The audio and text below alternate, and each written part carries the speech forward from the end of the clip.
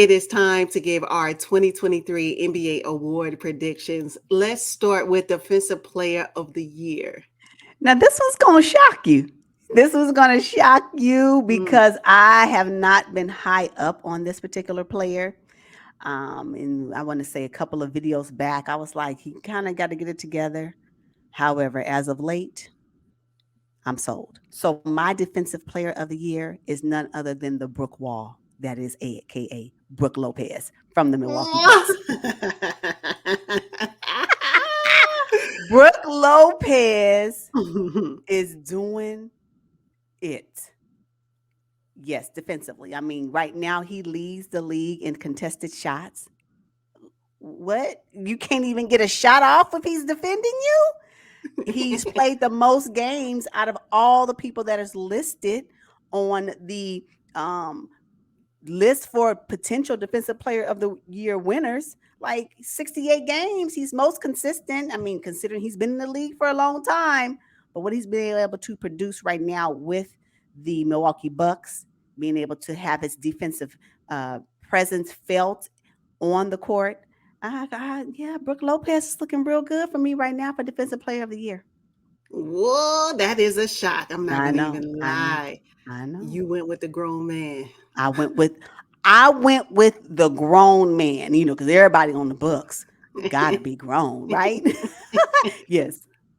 I went with Jaren Jackson Jr. I've been high on him Yeah. all season long. Now he's played 51 games. You said Brooke played 68. Hmm. That's a pretty big difference. But my guy, he leads the league in block shots. You talk about contestant shots. Oh, Jaren Jackson is going to block the shot, averaging 17.6 rebounds and 3 blocks per game. But he'll get up there to about 5 or 6 blocks a game. He has incredible presence in the paint. He's scrappy, he's athletic, and he is a difference maker on the Memphis Grizzlies. He's my defensive player of the year. All right, coming in at rookie of the year. It's been a lot of talk about just 3 players. Who did you choose? You know what? I don't have a preference. Oh, I don't have a preference for rookie of the year. I think because their teams are just not doing well. So it right. doesn't excite me, although I know this award is going to be given to someone. And actually, I support anybody that actually gets this award. I don't have a preference for Rookie of the Year. How about you? Okay, I thought maybe you would go with Benedict Mathurin. I do like him. Yeah, but Uh, again, I just Right. Okay. I went with the traditional favorite of Banchero. yeah. He's with the Orlando Magic. You're right. They're not playing well. They're at the bottom of the East, but they're not completely out of it right now. Hmm. Banchero, I think he's hitting a rookie wall right now. And that happens, Hmm. when you go from the NC2A to the NBA playing 30 games versus 82 games. Your body just can't keep up, has to get used to it. So I went with Banchero, 20.6 rebounds, 3 assists. He's on the Orlando Magic. If he was somewhere else, maybe we'd be having a Maybe. different conversation. Exactly. I agree. I think the rookies for this particular season kind of got the short end of the stick because some of the best rookies right now are the ones they're on the worst teams. I just, it just doesn't do anything Hmm. for me. So yeah. Hmm. Yeah, let's talk most improved player. I mean, if you've watched any of our videos, I am all up on the bandwagon when we come to Laurie Marketing. He is my most Mhm. improved player. Yes. Yes, I know that the Utah Jazz has slid all the way down in the standings for the West.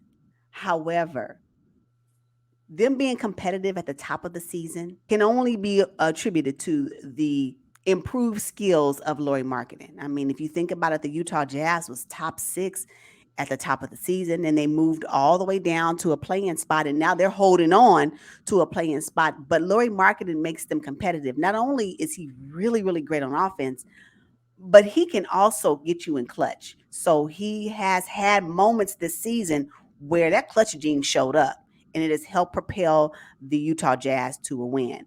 I just think that he's first time, but he was an all-star for the first time this particular season, especially with the change in roster where Donovan Mitchell left and Rudy Gobert was traded, and to be able to have Laurie Market and still hold it down, as much as he could, considering what he's working with. But yeah, Laurie Marketing for me is my most improved player for 2023.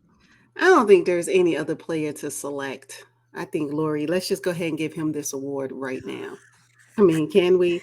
I think the Chicago Bulls and the Cleveland Cavaliers didn't know what they had on their hands when they had Laurie Markkinen on their roster, but the Utah Jazz clearly know what to do with him. If you think about the 2022 season, Laurie improved drastically, right? He came from 14 Mm-hmm. points and 5 rebounds this year, 25 25. points and 8 rebounds. And I mean, that's just an average, but on any given night, he could easily get you 35, 38.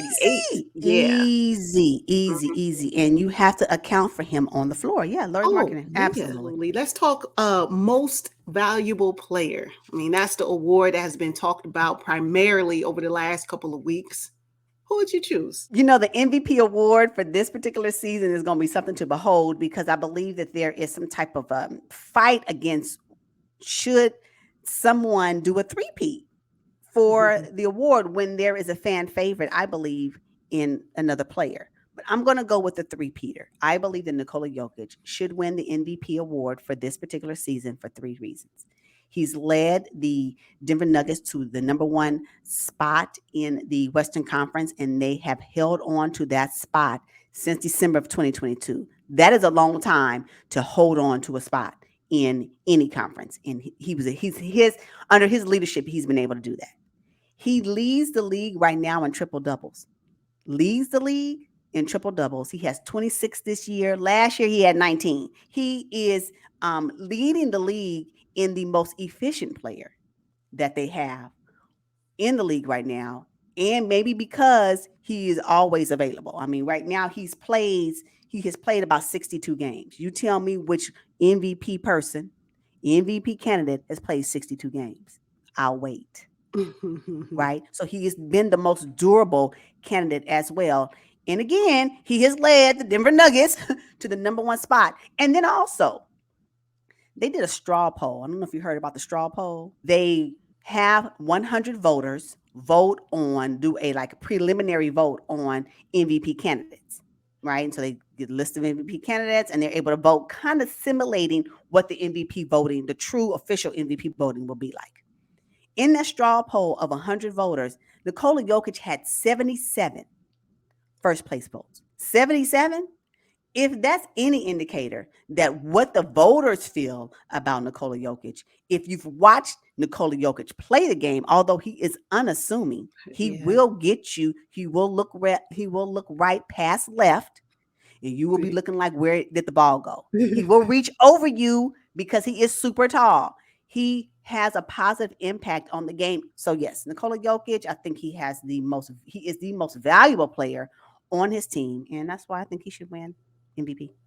What? Oh man. Well, I'm going with the fan favorite. Yeah, I know. I figured. Yeah. Joel Embiid. I've been pulling for Joel Embiid since the beginning of the season. Y'all can check that short video that I did. And I laid out how Joel Embiid would attain the MVP for this season. And I said he had to be healthy. Check. Right? That was the main thing. And I think that's why he didn't win last year. Joel has played about 56 games this season, averaging 35 minutes on the court, 33 points, 10 rebounds, 4 assists, moved his team all the way up to the number 2 seed as we speak in the Eastern Conference. He's leading the league in points scored. He has his leadership on top notch right now. He's mature, he's hungry, he's playing with one of the best point guards in the league right now. Joel Embiid is the most valuable player. He has to win it. I don't think Nikola Jokic is going to win 3 times in a row. And I understand your argument. I mean, fantastic, right? But I just think that is Joel Embiid's time. He has time in the trenches. He's been in the league. He's been working towards this. We just going to continue to give it to one person season after season? If they've earned it, yes. I don't know. I know. That's what I'm saying. I think this particular time for MVP is going to be based off of heart or fact. I just and Joel Embiid, everything you said about Joel Embiid, I agree with. I totally agree with. I agree with you. I'm glad I'm not a voter. Can we just say that? Yeah. Because this voting is going to be very difficult. And I think that whatever From a fan perspective, from a narrative perspective, it should go to Joel Embiid. But I don't know if that's a fair perspective. And Oh, okay. who says life is fair? So then Yeah. there's that, right? But I don't know if that is the right move, although it may be the best move. Does it make Mm, sense? gotcha. And sometimes Gotcha. the best move may not even be the right move. So it's that one right there is me. But you know what the the part that I think we all miss is that Giannis is right up in between that. Mm-hmm. Would we be upset? Would the fan base be upset if Giannis won the award over Joel Embiid? Or would they be upset if Jokic won the award over Joel Embiid? Mm. I don't know. I think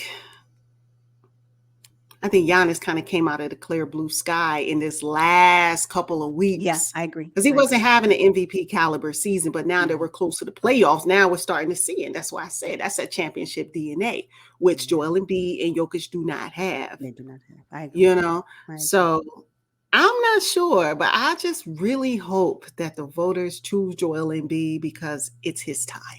Okay. It's his time. We hope the leaders lead with their heart and not with the stats. Right? Okay. Right? All right. Maybe All that's what right. it is. I can't wait. I cannot wait to find out who wins. But Yeah. either way, I think they're both deserving of it, right? Nikola Jokic, he's already won two. If he doesn't get another one, yeah. You know what? I'm quite sure right now he's vying for a championship over an MVP award, if we just want to Mm-hmm. be honest about it, right? And Joel Embiid, I believe it. You're right. It is his time. I just don't know if, you know, maybe it's next year. Now, six man of the year.